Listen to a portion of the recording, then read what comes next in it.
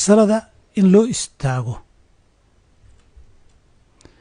ama la aamuso waa masala min baabi tacdiim ah, weynayn. masaa'ilka weynayntu iyo tacdiimintu ma wada aha masaa'il cibaada ah. waxay ku xiran tahay haddaba maqsadka tacdiiminta iyo weynaynta bay ku xiran tahay.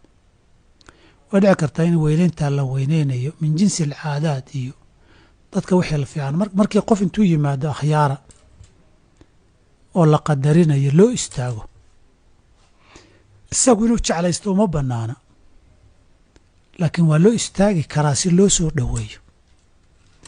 qofka ixtiraam iyo taqdiir iyo aad ku soo dhoweynaysaay made weynayn cibaada ah ma aha. marka ixtiraamka iyo weynaynta waxay farac ka tahay asal ahaan jacaylka aad jeceshahay iyo qiimaha uu agtaada keliya. haddaba weynayntu hadday weynayn cibaadaad ay gasho, haddee cibaadaad bay geli.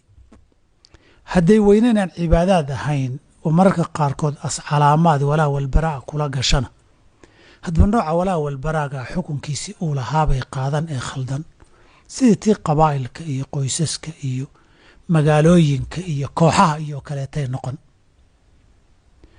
dadku ugaasiyay leeyihiin, ugaasaa loo istaagaa. madax bay leeyihiin, markay soo galaan baa loo istaagaa weynayn darteed.